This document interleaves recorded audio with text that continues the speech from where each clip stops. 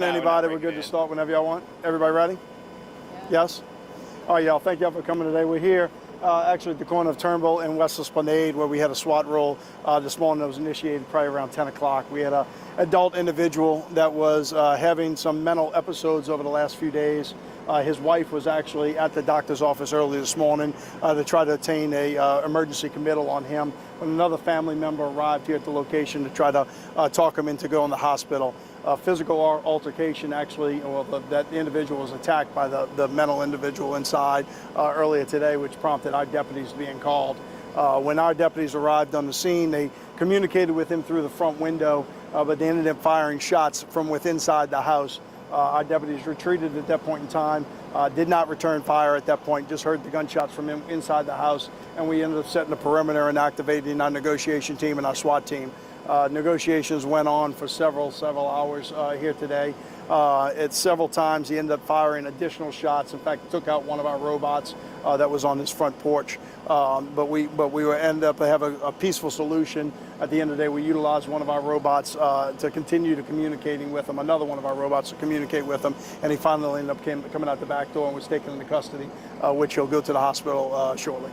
Sheriff, we heard a loud boom. Can you talk a little about what that well, I don't know which boom you had. If it was the one right before, that was probably our robot, which was a big water jet that's knocking the door off the hinges from that standpoint. But then you also had several shots by him earlier by a shotgun at least, and I think that was also an earlier loud boom that you may have heard.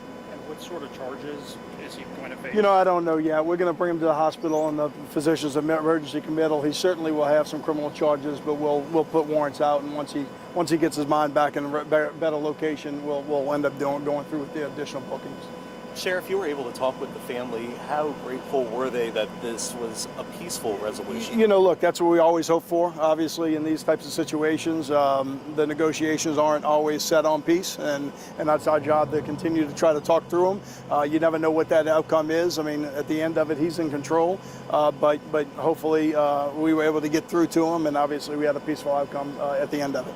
Is there any info on the number of shots fired and where he got the gun and how he got the gun? Well, I think he had several guns in the house, but I don't have a count. We haven't even started a search warrant to figure out how many shots he fired or where they were fired. I know he fired one at our robot because our robot's got to be picked up right now. But the reality of it is that I don't know the rest of them until they do search warrants. Are we allowed to name his age? I'm not going to give that information right now. I mean, although he'll have criminal charges, and y'all certainly will be able to get that. We treating this as a medical incident. We know he was we know he was mentally unstable from this morning. So I'll let either the family or the process work itself out. But I'm not going to release that now. And there's a family member injured, you said? No, not that I know of. Another person? Oh, I'm sorry. Yes, from earlier this morning, there was an altercation with another family member. To be honest with you, I don't know the injuries on that particular case. Was he the only person inside the house? Yes, from our arrival until this time, he was the only person inside the house.